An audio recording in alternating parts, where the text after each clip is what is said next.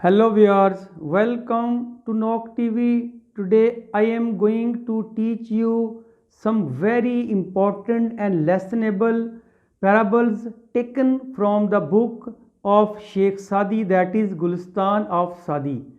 The Gulistan of Sadi Sheikh सादी शराजी की बड़ी मशहूर किताब है, बड़ी फेमस बुक है। इसी तरह एक उनकी और बुक है बूस्तान भी उनकी बुक है। गज़लियात भी लिखी उन्होंने, रुबाइयात भी लिखी उन्होंने, और वो एक मिस्टिक पोइट थे। वो एक सूफीज़म पे काम किया, लॉजिक के बारे में जानते हैं, मंतक के बारे में जानते हैं। तो ही was a great story teller. तो उसी की हम स्टोरियाँ पढ़ने वाले हैं। लेकिन इससे पहले शेख सादी शराजी को शराजी भी कहते हैं क्योंकि वो ईरान के शहर शिराज में पैदा हुए थे। कब पैदा हुए थे? 1210 में, 1210 में पैदा हुए थे। और 1291 से 92 ये उनकी डेट ऑफ बर्थ में थोड़ा सा इख्तलाफ है। कुछ लोग 91 लिखते हैं, कुछ लोग 92 लिखते हैं। जो भी है 100 साल से ज़्यादा उनकी उम्र थी। ये शिराज में पैदा हुए, इब्तदाई तालीम वहीं हासिल की। उसके बाद ये पढ़ने के लिए बगदाद चले गए, वहाँ के मदरसों में पढ़ते रहे। शेख अब्दुल कादिर जिलानी के ये शागिर्द भी उनके मुरीद भी हुए। फिर उनकी मायत में, उनकी सोबत में, उनकी कंपनी में ये हज भी करने गए। इन्होंने 14 हज किए पैदल चलकर 14 हज किए। कुरान पाक का फ़ारसी में तर्जमा किया। इन्होंने बगदाद की तबाही अपनी आँखों से देखी जब 1258 में हलाकू खान ने बगदाद पे हमला किया, और सिर्फ 13 डेज़ में, 13 दिन के अंदर अंदर उन्होंने गालबन जनवरी का एंड था, 29 जनवरी से लेके 10 फरवरी तक 1258 उन्होंने बगदाद की ईंट से ईंट बजा दी। इन्होंने वो दौर भी देखा। तो ये सारे हालात जो थे इन्होंने देखे थे।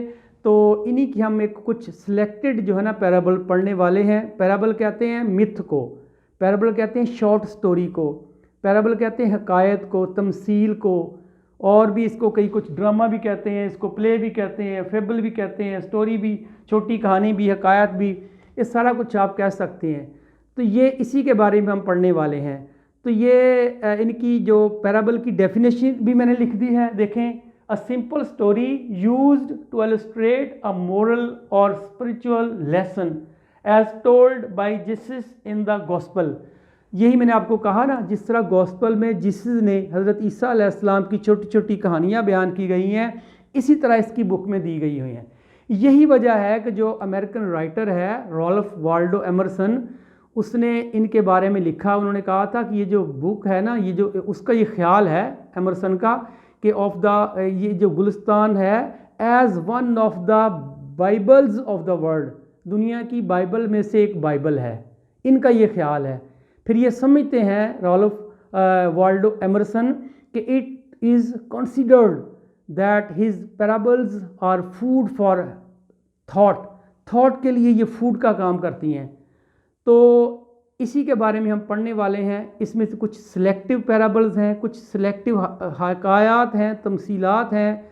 तो आइए हम पढ़ते हैं पहली पैराबल की तरफ। पैराबल नंबर 1, उसमें क्या है? उसमें स्टोरी है। एक स्टोरी क्या है? एक पर्शियन किंग, एक ईरान का बादशाह कश्ती में जा रहा था, बोट में जा रहा था, सफ़र कर रहा था, सेलिंग, वो जो वॉयज पे जा रहा था। वॉयज कहते हैं बहरी सफ़र को। बहरी सफ़र पे जा रहा था।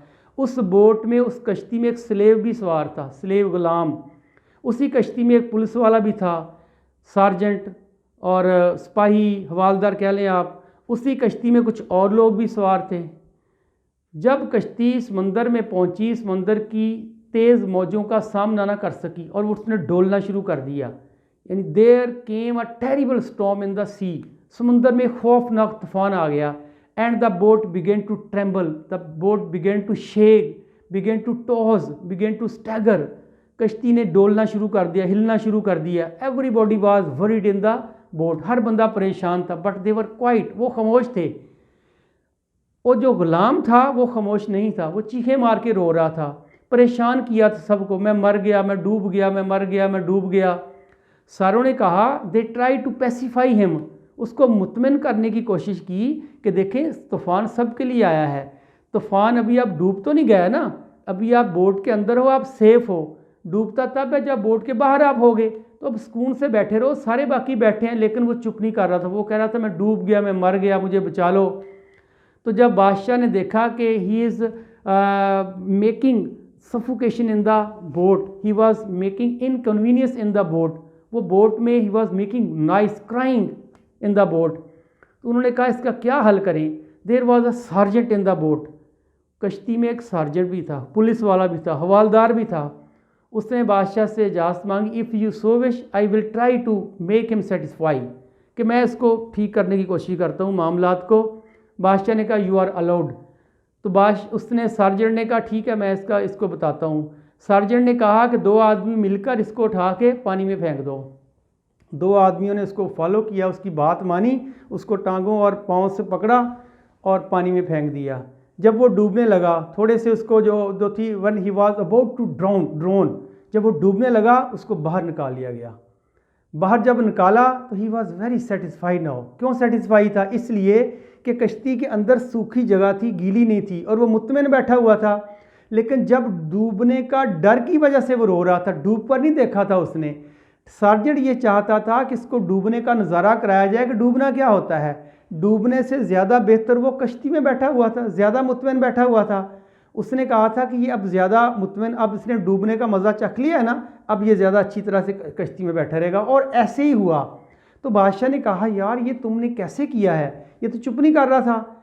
उसने फिर एक बताया, उसका ये थीम निकलता है, उसका ये मैसेज हमें मिलता है कि जिस आदमी ने परेशानी ना देखी हो, और जो आदमी ज़िंदगी गुजारनी चाहता हो खुशहाली की, उसको थोड़ी थोड़ी परेशानियों का फेस करना पड़ता है, उसको करना चाहिए। और इसलिए उसने कहा तो इसको डूबने से पहले ना कश्ती में बैठा था, इसको अपने सेफ़ होने का अंदाज़ा नहीं था। अब ये डूबने लगा तो इसको सेफ्टी का अंदाज़ा हुआ कि द बोट है it is much safer than that of the sea, कि ये समुंदर से ज़्यादा जो है ना सेफ़ है। और ये अब इसी का उसने थीम निकाला। थीम ये है कि man does not know the player and comfort of life. इंसान जो है वो अपनी ज़िंदगी की प्लेयर और कंफर्ट को नहीं समझ सकता unless he taste the misfortune of comedy, जब तक वो जो ज़िंदगी की परेशानियां उसको फेस नहीं करता। जो आदमी ज़िंदगी की परेशानियां फेस नहीं करता ना, कमांडो नहीं बनता दुनिया में रहने के लिए। उसको छोटे छोटे हवा के झोंके भी हिला देते हैं, उसको छोटे छोटे जो है ना छोटे छोटे पत्थर भी उसके लिए, छोटी छोटी कंकरियाँ भी उसके लिए पहाड़ बन जाते हैं। और यही बात उसने कही है, one must embrace hardship in life. हमें ज़िंदगी की जो हार्डशिप हैं उनको गले लगाना चाहिए और उनको कबूल करना चाहिए, क्योंकि दुनिया में रहते हुए ये मसले आते हैं। If one wants to enjoy its player and comfort, अगर हम ज़िंदगी की प्लेयर और कंफर्ट को एंजॉय करना चाहते हैं ना, तो हमें जो है वो इसको गले लगाना चाहिए और छोटी छोटी बातों को इग्नोर करना चाहिए। क्योंकि कश्ती में रहते हुए वो सेफ था, लेकिन फिर भी वो चीखें लगा रहा था। वो इसी बुक से ली गई, दी गुलिस्तान ऑफ सादी से ली गई पैराबल नंबर 2। पैराबल नंबर 2 में क्या बताया गया है? देखें, ये एक मैंने बताया था ना मिथ होती है, एक शॉर्ट स्टोरी होती है। इसमें बताया गया है कि एक नौशेरवां बादशाह था, उसके साथ ये कहानी जोड़ी गई है कि ये पर्शियन का बादशाह था। He was a Persian king, Nausherwan, और ये बड़ा आदिल हुक्मरान था। He was famous for his justice, इंसाफ के लिए बड़ा मशहूर था ये। तो ये एक दफ़ा जंगल में शिकार कर रहा था, इसने शिकार किया, एक हिरन मारा, फिर जंगल में हिरन को पकाया गया, भुना गया। तो but there was no salt in their possession, उनके पास ना साल्ट नहीं था, नमक नहीं था लगाने के लिए। तो उन्होंने, जो लोग थे वहाँ उसके साथ, जो उसकी फ़ौज के लोग थे, उन्होंने एक बॉय को भेजा कि नज़दीक जो गांव है उसमें से थोड़ा साल्ट लेके आओ, नमक लेके आओ। तो वो लड़का जो था वो गांव में गया, उसने कहा मुझे थोड़ा सा नमक चाहिए, बादशाह ने मांगा है और हमने ना हिरन को लगाना है, हमने रोस्ट किया है। तो लोगों ने बखुशी उसको नमक दे दिया, वो लेके आ गया। तो बादशाह ने आते ही पूछा, have you paid for the salt, क्या तुमने नमक के पैसे दिए हैं? उसने कहा no it was only a trifling thing, ये सिर्फ एक मामूली चीज़ थी, इसका तो कोई मसला नहीं है। And the people did not like to receive any money against this trifling, नमक साल्ट के बदले लोग पैसे नहीं लेंगे। तो बादशाह ने कहा ऐसी बात नहीं है, जाओ पैसे दे के आओ और कभी ये फ्री ना लेके आना, इस तरह तो गांव तबाह हो जाएगा। उसने कहा था जो बुनियाद है ना किसी चीज़ की, अगर बादशाह ही ऐसा करेगा, उसने अपनी एग्जांपल दी, कह रहा है मैं बादशाह हूँ, मैं अगर किसी के गार्डन से, किसी के ऑर्चर्ड से एक सेब तोड़ूंगा ना, तो मेरी फ़ौज है या मेरे जो अंडर लोग हैं, जो मेरे अंडर हैं के सारे वो उसका बाग उजाड़ देंगे, उसके पौधे तक अखाड़ के ले जाएंगे। और अगर मैं ये कहूँगा कि मुझे मुर्गी का अंडा चाहिए, मुझे 2 अंडे चाहिए, 3 अंडे चाहिए, मुझे 5 अंडे चाहिए, मैं तो अंडे मांगूंगा और वो मुर्गी ज़िबा कर देंगे, वो मुर्गियों का रोस्ट बना के खा जाएंगे। इसलिए इट इज़ नॉट फेयर, ये सही नहीं है। गो एंड पे the money for the salt, और उसकी रकम देकर वापस आओ। और इस तरह बादशाह ने बुनियाद अपने आप से रखी है। जब उन्होंने कहा ना कि इसकी मामूली सी कीमत है, इससे क्या होता है, तो बादशाह ने कहा कि हर बुराई की बुनियाद मामूली होती है। आप देखें, आजकल भी आप देखें, चोर डाकू जो बनते हैं उनकी कहानियाँ सुने ज़रा, उनकी बैक पे जाएं ज़रा, तो मामूली बात से वो चोर डाकू बनते हैं। अगर वो ये मुआशरा ही उनको चोर डाकू बनाता है। बात छोटी नहीं होती, बात होती है जिस तरह एक आम सीख है ना, वक्त का एक टांका 9 टांकों से बचाता है, अ स्टिच इन टाइम सेव्स 9। ये तो और तरफ चला जाएगा, लेकिन मतलब ये अगर थोड़ी सी बुराई अगर है, अगर हम उसको कंट्रोल नहीं करेंगे, अगर हम उसको हवा देंगे तो वो ज़्यादा हो जाएगी। तो यही उसका थीम निकाला है, यही थीम निकाला है शेख सादी साहब ने, वो यही है, the foundation of operation was small in the world. कहता है दुनिया में जो ऑपरेशन है ना, जो जुल्म है ना, उसकी बुनियाद हमेशा छोटी होती है, लेकिन क्या होता है, whoever enlarge it, लेकिन ये बड़ी हो जाती है। और बढ़ते बढ़ते क्या होता है, it reached it's present magnitude, फिर ये बढ़ते बढ़ते बढ़ते बढ़ते एक मैग्नीट्यूड बन जाता है, एक बहुत बड़ा वॉल्यूम, हुजम बन जाता है, एक बहुत बड़ा ज़ख़ीरा हो जाता है। छोटी से बात बड़ी होते होते बन जाती है। तो बुनियाद छोटी सी ही होती है। और कहता है जो ऐसा करते हैं इट इज़ फॉल्ट, वो गलत करते हैं। उसकी वजह यह है कि जो जालिम होता है ना, जो जुल्म की बुनियाद रखता है, वो तो मर जाता है, लेकिन उसका जुल्म जो है ना, वो हमेशा लानतों का शिकार होता है। देखें यही बात उसने लिखी है, a tyrant does not remain in the world, दुनिया में जालिम नहीं रहते, जालिम कोई भी नहीं रहता, वक्त आएगा उसने मर जाना है, लेकिन उसका जो काश्त किया हुआ, उसका बोया हुआ जो जुल्म का पौधा है ना, वो हमेशा लानतें कमाता है। यही उसने कहा है, बट द कर्स, लेकिन लानत, ऑन हिम, उस पर, अबाइड फॉर एवर, हमेशा के लिए रिसीव करता है वो। अबाइड होता है रिमेन, रह जाती है, अबाइड मीन रिमेन, रह जाना, लानतें उसके लिए रह जाती है, वो मर जाता है। अबाइड के साथ अगर बाई लग जाए, इसका मतलब और बन जाता है, फिर प्रेपोजिशन लग जाती ना, अबाइड बाई होता है पाबंदी करना, लेकिन यहाँ आएगा रिमेन, रह जाती है। बंदा तो मर जाता है, लेकिन लानतें उसके लिए रह जाती हैं। तो इसके लिए एक हदीस पाक भी है कि जो अपने लिए पसंद करो वो दूसरों के लिए पसंद करो। सीधी सी बात है, अगर आप चाहते हैं तो यही अगर ये हम फार्मूला अपनाते हैं ना, तो छोटी से छोटी चीज़ किसी से मुफ्त लेने का हम सोच भी नहीं सकते। हम बुनियाद रखें, ये बादशाह अगर ये नमक, थोड़ा सा नमक इसलिए देता है कि बादशाह ने लिया है, तो बादशाह अगर ये काम करेगा, बादशाह को ज़ेब नहीं देता, तो इसलिए उसने इसको मना किया है। तीसरी पैराबल जो है, ये एक मासूम बच्चे के बारे में है और एक बादशाह के बारे में है। और जो बादशाह था, वो एक दफ़ा एक बादशाह था, वो बहुत बीमार हो गया। He was very much disease and there was no hope of his recovery, उसकी बचने की कोई उम्मीद नहीं थी। और उसके जो फिजिशियन थे, उसके जो हकीम थे, हुक्मा थे, उन्होंने उसको चेक किया, देखा और एंड पे एक रिज़ल्ट निकाला। उन्होंने कहा कि आपको एक किसी भी लड़के का एक बाइल चाहिए, एक लिवर के अंदर जो एक मादा बनता होता है ना ग्रीनिश रंग का, that is called bile. Liver के अंदर, जिगर के अंदर होता है, डॉक्टर साहब बेहतर जानते हैं, इतना उसको हमें एक बाइल चाहिए, और वो ऐसे बच्चे का हो जिसमें ये खूबियाँ पाई जाती हों। कुछ उसने करैक्टरिस्टिक बताए, उसने कुछ जो है ना बातें बताई कि जिसमें ये बातें पाई जाती हों, सेहतमंद हो वो, उसका जो था वो ब्लड ये हो, ये कुछ उसने बातें बताई। तो बादशाह ने कहा कि ऐसा लड़का ढूंढो, ऐसा बंदा ढूंढो जिसके बाइल में ये खूबियाँ पाई जाएँ, BILE, बाइल। तो वो उसके जो कारिंदे थे, उसके जो सिपाही थे, वो ढूंढते रहे। कुछ दिनों के बाद उसको एक फार्मर का बेटा मिल गया। फार्मर के मियाँ बीवी थे, उनका बेटा था, वो बहुत गरीब थे। तो उन्होंने कहा कि बादशाह को आके बताया कि फ़लाँ जो किसान है उसका बेटा है, और जो रिक्वायरमेंट आपको चाहिए वो उस बच्चे में सारी की सारी हैं।